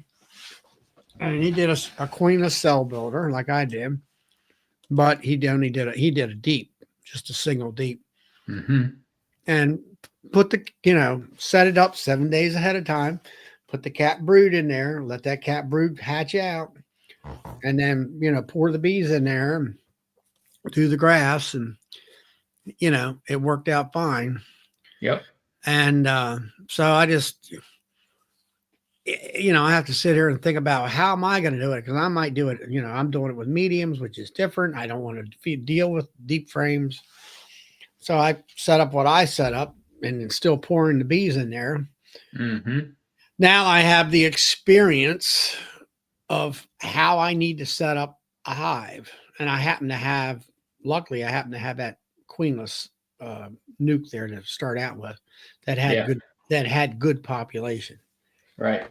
Then the next thing would be for me to start. Yours was 8 frame deeps, and you actually had a queen right cell starter finisher.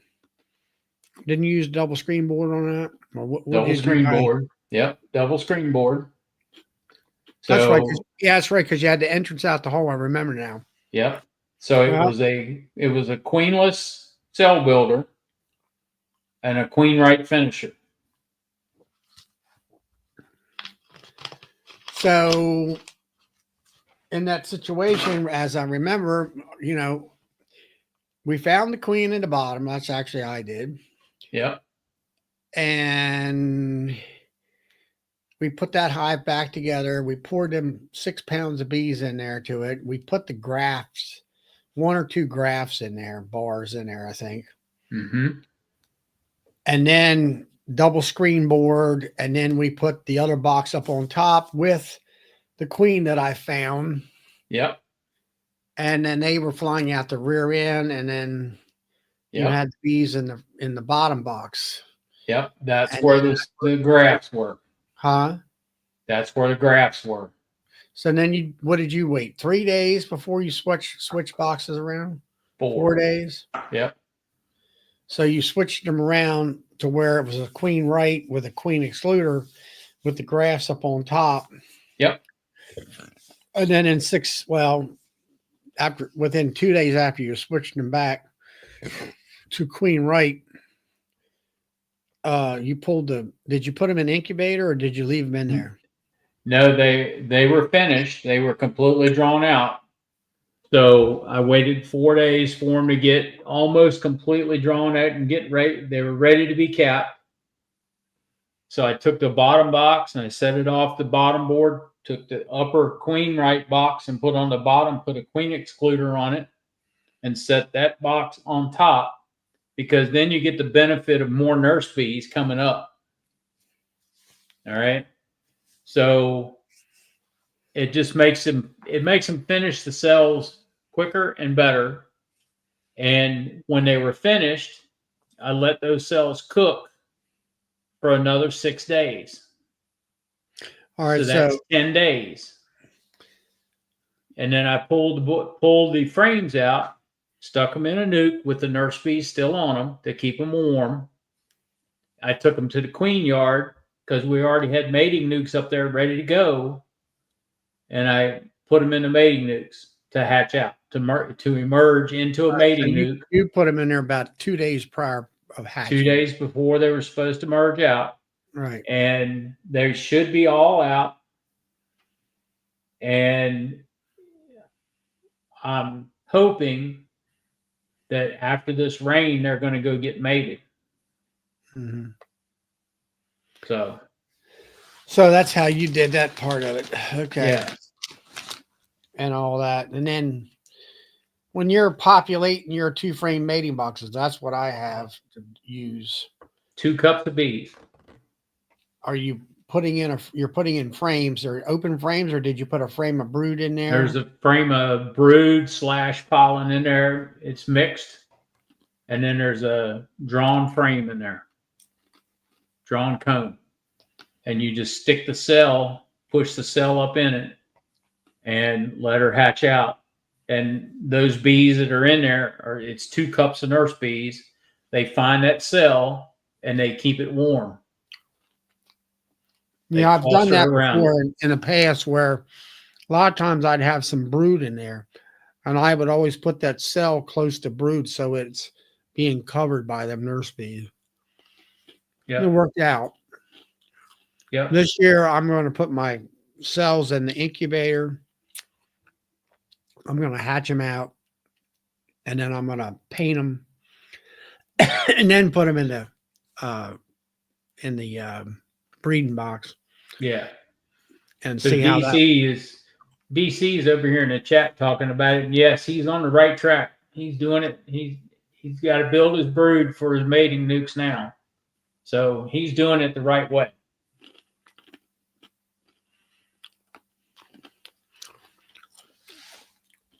Yeah, because that was one of the things I did over the weekend too. Was I had, I don't know, 20 some mating boxes that I made 6 or 8 years ago, which were made for medium frames. And then I had about a dozen, I think it was a dozen of them that were for deep frames, because I was running both. Mm-hmm. Because I was doing the nukes. People wanted deep nukes, and some of them wanted medium nukes and stuff like that. And I always run medium honey production hives. And so I took my mating boxes, those 12, and I went ahead and disassembled them because they were screwed together. And I cut the bottom off of them to make them the same size as they're all mediums now. So I had had to re-drill some holes and then put the screws back in, and there's a bottom board that has holes in it with a vent. I put that all screwed back on together, and then I finished up, I think it was this Sunday morning, where I made these little blocks, and it's like a gate coming down like that, and the entrance is it's 3/8 by a half-inch wide, I think. And it's just enough for a couple bees to pass through. And I lock them. Usually well, knowing about nurse bees, I don't have to lock them in so much now because they usually pretty much stay there. And that's one thing about these Demeries. They're so multifunctional about being able to kind of skim off some resources that make like these mating boxes, get them ready 3 or 4 days ahead of time. Yeah, exactly. And I have a juice jar on top, would be a pint jar. And then I have a box I made that you fit over top of that, which keeps them out of the sunlight. So it doesn't do that heating up and the juice, the sugar water letting through real quick and all that stuff and then getting cold. Yeah. And it keeps the bees from smelling it and all that stuff. Yeah. It keeps And I got a them. design where it goes across that migratory cover on that mating box. It kind of holds it all in place. Yeah. So Keeps the robin down too. well, that's So what I mean. That's what I'm talking yeah, about. It doesn't incite any robbing and stuff. right. And all So that you can't see it. Our pictures are blocking it, but there was 2 nukes sitting there in front of those hives. One with 2 little splits that we did with virgin queens, and one of them is in a hive now because she's built up that much in less than a month, and the other one that would be behind you. I put a box on her this weekend because she was ready for another box. So DC is talking about, you got a video coming out, the queen machine, huh? I guess that's the cell builder. yeah, That's cool. And then you were saying you're getting excited about grafting. I am too. I mean, I'm excited that I always enjoyed grafting. yeah, And it's like somebody who enjoys gardening. If you plant a bunch of tomato plants and at the season end and you got these great big beautiful red beefsteak type tomatoes, yep, and you can say to yourself or anybody else, look at these beautiful tomatoes that I helped grow, and then you, of course, you eat them on the tomato, cheap tomato sandwich or whatever, and they're real nice and tasty and whatever. And I feel that way about queen rearing, is that you get to the point where, first, to me, it's a gain. If you grab 30 cells and you get 100% or 80%, 90%, which is normal, if everything goes well, it's like, all right, it's like, okay, I got a 90 on the test of whether the bees accepted my grafts or not. And that way your grafting skills are being tested at that point in time. And then you get those cells and get them in the incubator, and you got, to hatch the bees out, queens out. And then you get them to the point where you put them into those mating boxes, and they come back mated. And they, like you say, they have a nice open frame there, and you got all this beautiful looking brood that this queen's producing. And she's a great big fat long queen. And I'm like, hey, be proud that I helped create that big old queen, and then she's doing a wonderful job laying eggs and everything. mm-hmm. And it's I get you get a lot of self gratification out of that, and because it's a very challenging process that what you're doing there, and I tell people kind of the process of going through what you have to do to make a queen or whatever. And everybody says, well, man, that is, I didn't believe there was that much involved in it. And I said, yeah, beekeeping is 50% science and the other is 50% art. I said, you have to have a way about yourself in order to pick up all the signs and symptoms and things of that nature. And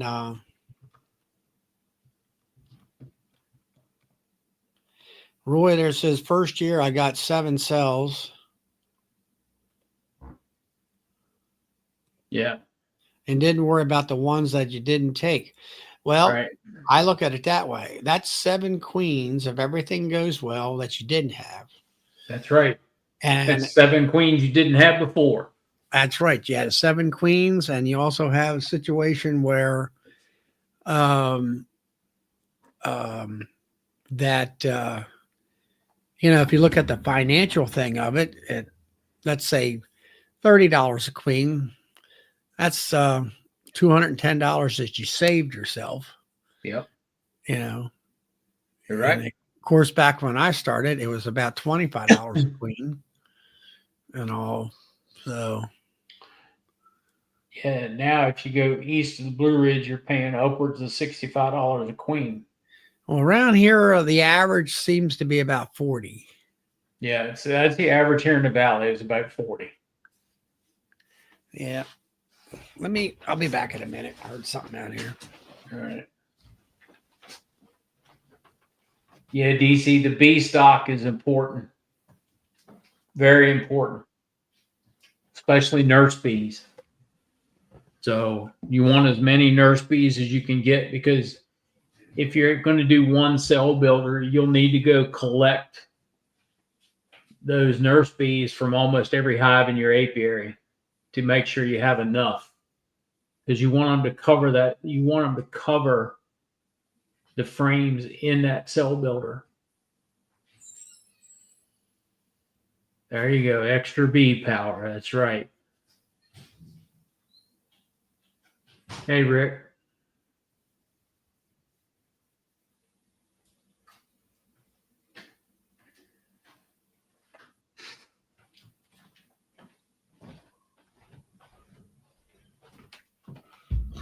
There you go. Start small and work up.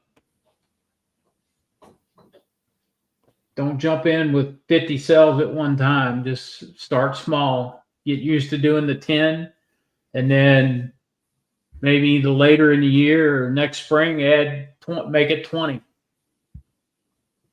But make sure you're doing it. Your muscle memory's got to get better. You got to get the muscle memory down, and it's the skills that are going to make you a good grafter.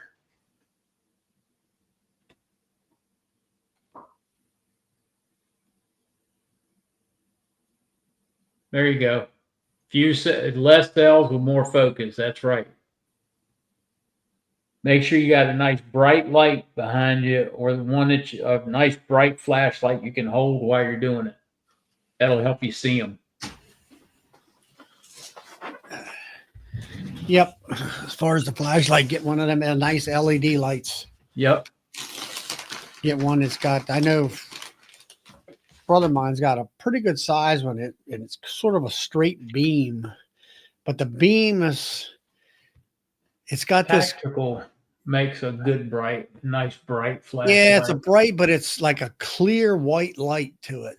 Yeah. Like.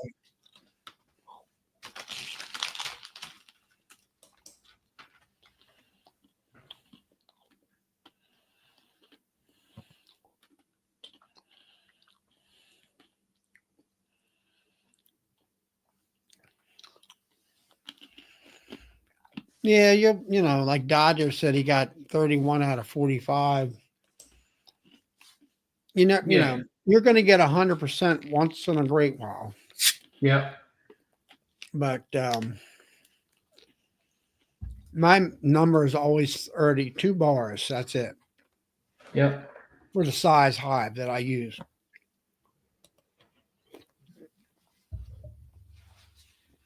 If I get 25 out of the 30, I'm happy. Yeah. Somewhere around, 80, 90%. And, for me, like if I get 30 cells, I've only got about 31 boxes to mate. So I can't continually graft, I'll say almost every week or so. It depends. Yeah. But, if you could do a couple different ways. You either wait for them queens to hatch and put them in mating boxes. Or if I have a hive out there on the main stand, I have a half a notion just to go ahead and, if it's queenless, just to go let her walk on in there. Yeah, you can do that. There's nothing wrong with doing that. I think that's what I plan on doing. I don't plan on introducing her to those mating boxes. They're going to be queenless. They know they're queenless. And, it's the same thing. You put a queen cell in, she's going to hatch out. They're not going to bother her. And I think if you let her walk on in, they're not going to bother her. Right. And with a queen incubator, if you let her hatch out, you can kind of grade her and see what she looks like. Yeah, Tactical makes some good flashlights. Most of them are about 300 looms. The little handheld ones. So,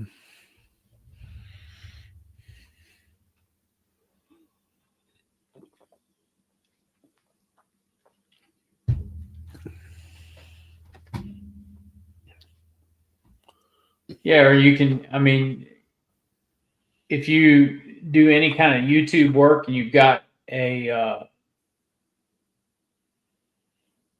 light that you would put out in front of you to light yourself up. If you've got those lights, you can put those behind you and graft with them too. So, yeah, I've seen one guy have a headlamp right up on the top of his head. I'm not sure whether that would work well. yeah. My main thing is I'm moving that light sideways and kind of shining this way or in order to hit that, in order for that larvae to catch that light and just kind of glow at you. Yeah. You want, because it looks like little pearls in there. When you hit it right with the light, the larva will look like little pearls that are chained together. That's what it'll look like. And that's what you want to see, is that chain of pearls. And that's what you're going after, is that. Yep. Well. So, well, it's 8 minutes after 10. So I have to get up in the morning and go to North Carolina.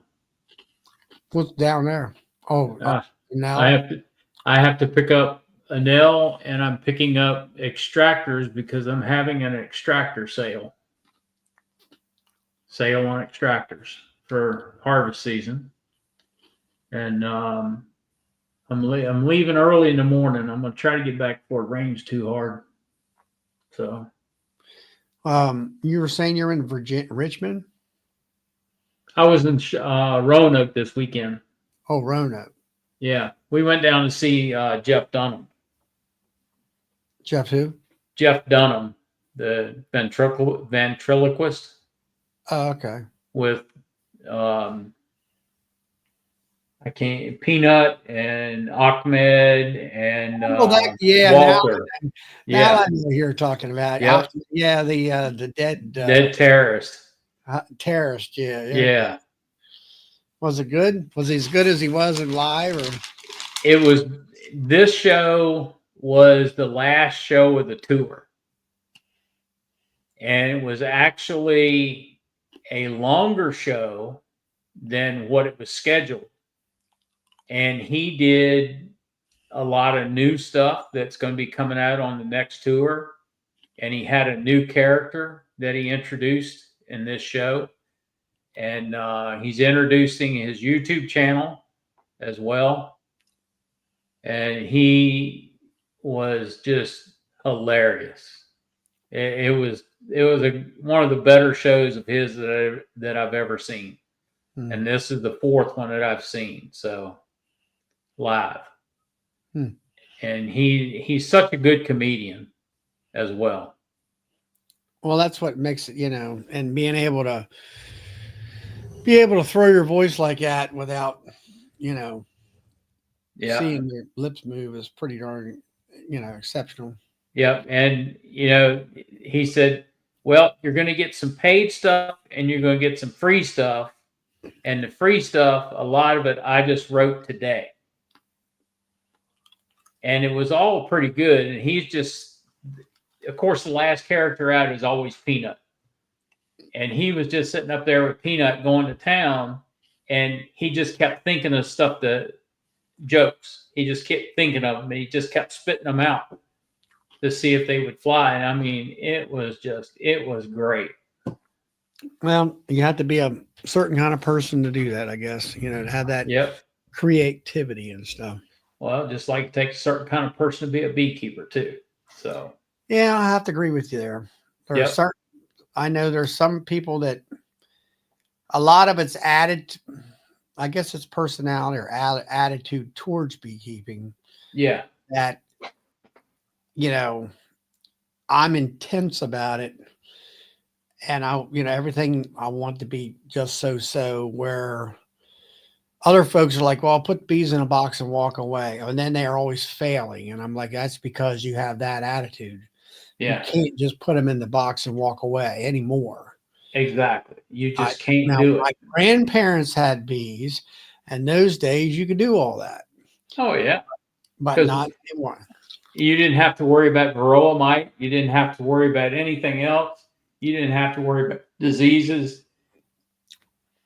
Yep. Beekeeping from 1970 to 1990 was so easy.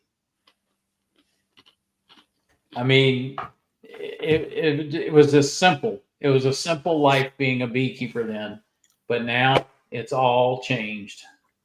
So, Well, it's just like these people who want to be, what do you call them? Backyard farmers, homesteaders. homestead.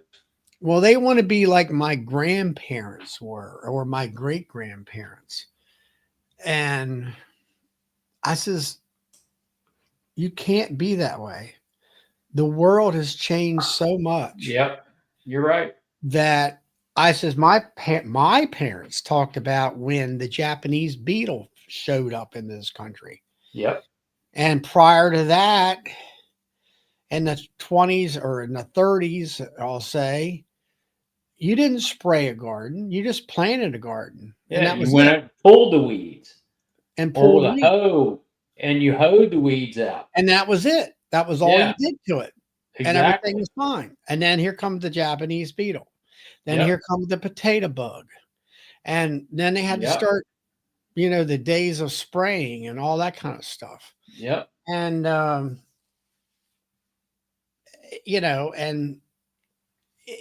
that the world has changed around you to the point where you can't do what you did 75 years ago.